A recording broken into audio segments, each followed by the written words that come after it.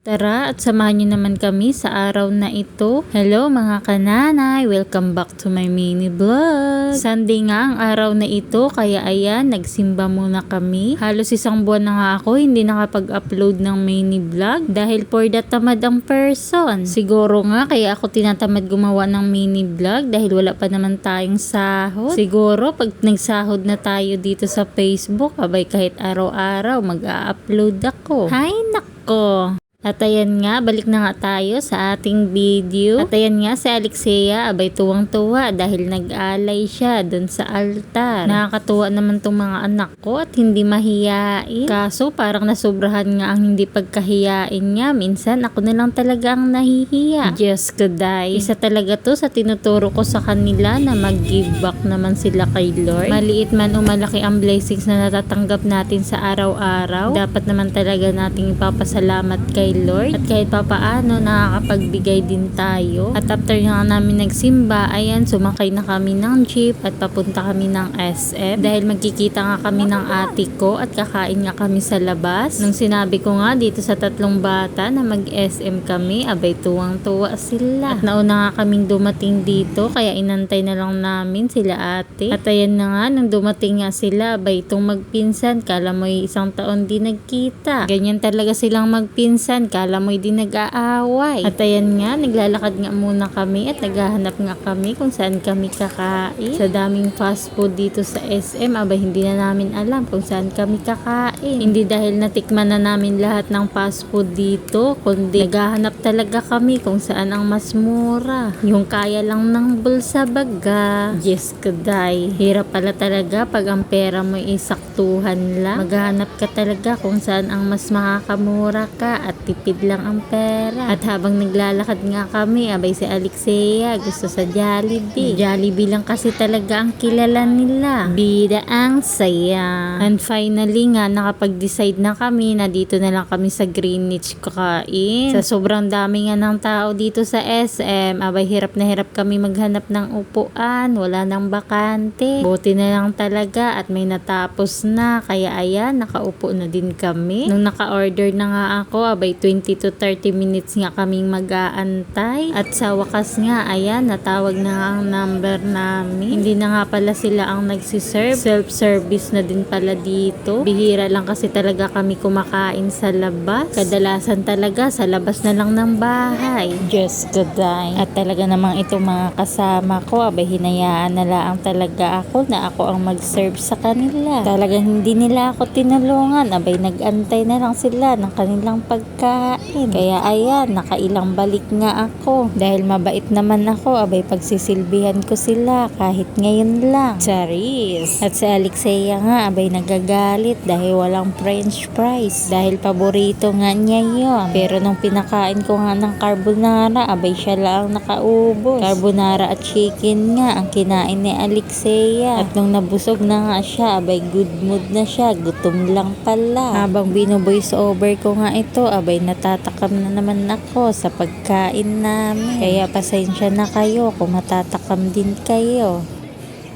I-taste it. Taste mo na yan. Kagat mo na.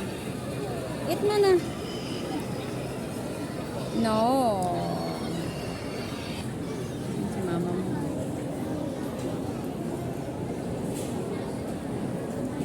Tatlong beses bumalik. Ang takaw mo. Tatlong beses ka talaga bumalik.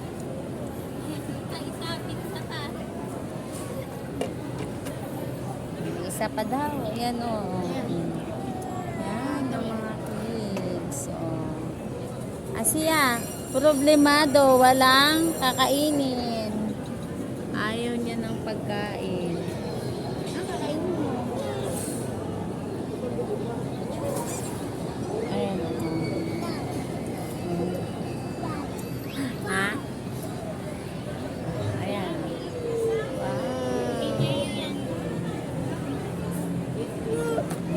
Ito na nga ang pagkain namin. Ang order ko, carbonara at chicken. Ganon din kay Ate Joyce. Tapos sa kanilang tatlo nga, nila ate, mga spaghetti ang order nila at chicken. Tapos umorder na rin kami ng pizza. Hindi ko na nga inorderan si Alexia kasi mag-share na nga kami. At ang binibidyohan ko nga siya, bay nagagalit siya dahil wala nga siyang fries. Pero nagustuhan naman niya ang carbonara at chicken. At ayan na nga, after nga namin kumain, may natira pa nga 2 slice ng pizza, kaya iti-take out na lang namin. Yung chicken na Ate Joycel at ni Kuya Jeyo, hindi na ubos, kaya iti-take out na din namin. Ulam na din nila yan, mamayang gabi. Pati nga yung mga buto-buto ng chicken, tinake out na din namin. At para sa aso, sinong ganon. Alam ko, ganon din kayo. At after nga namin sa SM, ayan, dumiretso na kami dito sa bahay nila ate. At dahil maglalaro pa nga dito ang mga bata, 5:30 na nga kami ng hapon, nakauwi sa bahay. At hanggang dito na nga lang muna ang aking mini vlog mga mawadra. Salamat sa panonood.